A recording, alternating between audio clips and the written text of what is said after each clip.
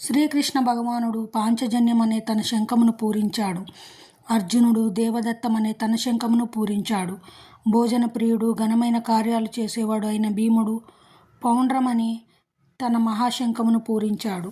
సర్వేంద్రియాలకు ప్రభు అయిన కారణంగానే శ్రీకృష్ణుడు ఈ శ్లోకంలో హృషీకేశునిగా తెలుపబడినాడు. జీవులందరూ అతని అంశలే కనుక జీవుల ఇంద్రియాలు కూడా అతని ఇంద్రియాల అంశలే. నిరాకారవాదులు జీవుల ఇంద్రియాల గురించి పట్టించుకోరు కనుకనే సర్వదా వారిని ఇంద్రియరహితులుగా లేదా నిరాకారులుగా వర్ణించాలని కోరుకుంటారు. భగవానుడు సకల జీవుల హృదయాలలో నిలిచి వారి ఇంద్రియాలను నిర్దేశిస్తాడు. కానీ జీవుని శరణాగతిని బట్టి అతడు నిర్దేశం చేస్తాడు. శుద్ధ భక్తుని విషయంలో అతడు ప్రత్యక్షంగా ఇంద్రియాలను నియంత్రిస్తాడు. ఇక్కడ కురుక్షేత్ర రణరంగంలో అర్జునుని దివ్యేంద్రియాలను అతడు ప్రత్యక్షంగా నియంత్రించబోతున్నాడు. ఆ విధంగా హృషీకేశుడనే ప్రత్యేక నామము వాడబడింది. వివిధ కార్యాలను బట్టి భగవంతునికి వివిధ నామాలు ఉంటాయి. ఉదాహరణకు మధు అనే రాక్షసుని సంహరించడం వలన అతనికి మధుసూదనుడనే పేరు వచ్చింది. గోవులను ఇంద్రియాలకు ఆనందాన్ని ఇస్తాడు కనుక అతని పేరు గోవిందుడు అయింది. వసుదేవుని తనయుడై ఆవిర్భవించిన కారణంగా అతని పేరు వాసుదేవుడు అయింది. దేవకీ దేవిని తల్లిగా స్వీకరించిన కారణంగా అతని పేరు దేవకీ నందనుడు అయ్యింది.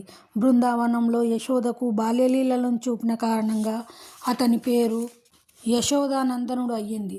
తన స్నేహితుడైన అర్జునునికి రథసారథిగా పనిచేసిన కారణంగా అతని పేరు పార్థసారథి అయ్యింది. అదేవిధంగా కురుక్షేత్ర రణరంగంలో అర్జునునికి నిర్దేశంగా ఇచ్చిన కారణంగా అతని పేరు హృషీకేశుడు అయ్యింది. వివిధ యజ్ఞాల నిర్వహణకు ధనము అవసరమైనప్పుడు దానిని సంపాదించడంలో తన అన్నగారికి సహాయపడిన కారణంగా ఈ శ్లోకంలో అర్జునుడు ధనుంజయుడిగా తెలుపబడినాడు. అదేవిధంగా విపరీతంగా తినడంతో సమానంగా హిడింబాసురుని వధించడం వంటి ఘనకార్యాలను చేయగలిగిన కారణంగా భీముడు వృకోదరునిగా తెలియబడ్డాడు. కనుక భగవంతునితో మొదలుకొని పాండవ పక్షంలో ఉన్న యోధులందరూ పూరించినట్టి ప్రత్యేకమైన శంఖాలు యుద్ధవీరులకు ఉత్సాహం కలిగించాయి. ప్రతిపక్షంలో అట్టి ఘనతలు గాని పరమ నిర్దేశకుడైన శ్రీకృష్ణుని సన్నిధి గాని లక్ష్మీదేవి సన్నిధి గాని లేవు. అంటే వారు యుద్ధంలో ఓడిపోవడం ముందే నిర్ణయించబడింది. ఈ సందేశమే శంఖధ్వనుల ద్వారా ప్రకటించబడింది. 16, 17, 18వ శ్లోకాలు. కుంతీపుత్రుడైన యుధిష్ఠరుడు అనంత విజయమనే తన శంఖమును పూరించగా నకులుడు సుఘోషమనే శంఖమును, సహదేవుడు మణిపుష్కమనే శంఖమును పూరించారు. ఓ రాజా, గొప్ప విలుకాడైన కాశీరాజు, యోధుడైన శిఖండి, దృష్టద్యుమ్నుడు, విరాటుడు జయింపరానట్టి సాత్యకి, ద్రుపదుడు, ద్రౌపది తనయులు, గొప్ప బాహువులు కలిగిన సుభద్ర తనయుడు మొదలగు వీరులందరూ తమ తమ శంఖాలను పూరించారు. పాండుకుమారులను మోసం చేయడం, రాజ్యసింహాసనాన్ని తన పుత్రులకు కట్టబెట్టే యత్నం చేయడం అనే అధర్మయోచన ఏమాత్రం మెచ్చదగింది కాదని ధృతరాష్ట్రునికి సంజయుడు అతి చతురతతో తెలియజేశాడు. కురువంశమంతా ఆ మహారణంలో సంహరింపబడుతుందని అప్పటికే సూచనలు స్పష్టంగా చూపాయి. పితామహుడైన భీష్ముడు మొదలుకొని అభిమన్యుడు మున్నగు మనుమల వరకు ప్రపంచంలోని పలు దేశాల రాజులతో సహా అక్కడ ఉన్న వారందరూ నశింపబోతున్నారు. తన కుమారులు అనుసరించినట్టి యుక్తి విధానాన్ని ప్రోత్సహించిన కారణంగా ఆ సమస్త ఘోర విపత్తుకు ధృతరాష్ట్రుడే కారణమైనాడు. 19వ శ్లోకము. ఆ వివిధ శంఖముల ధ్వని అతి భీకరంగా అయింది.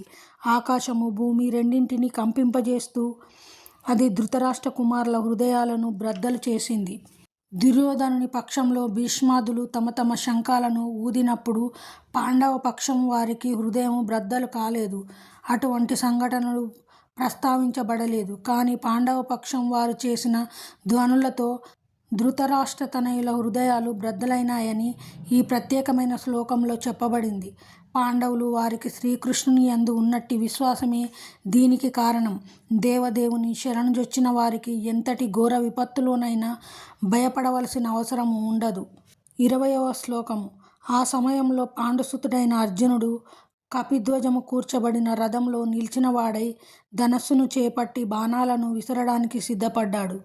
ఓ రాజా! వ్యూహంగా నిలిచి ఉన్నట్టి ధృతరాష్ట్ర తనయులను చూసి అతడు శ్రీకృష్ణ భగవానునితో ఈ మాటలు పలికెను.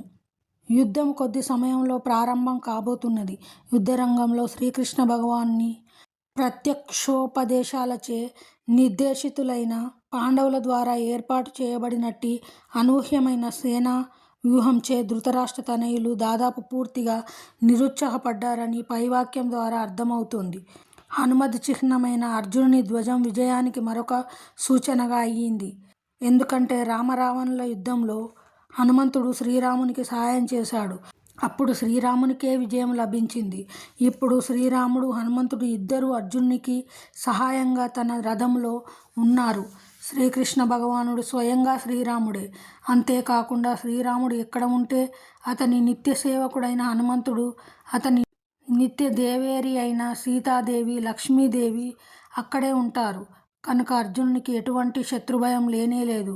అన్నింటికీ మించి హృతికేశుడైన శ్రీకృష్ణుడు అతనికి మార్గదర్శనం చేయడానికి స్వయంగా ఉన్నాడు. ఈ విధంగా యుద్ధ నిర్వహణ విషయంలో సంపూర్ణ సహకారము అర్జునునికి లభ్యమై ఉన్నది. తన నిత్య భక్తుని కొరకు భగవంతుడు ఏర్పాటు చేసినట్టి అటువంటి మంగళకరమైన పరిస్థితులు సునిశ్చితమైన విజయానికి సూచనలుగా అయ్యాయి.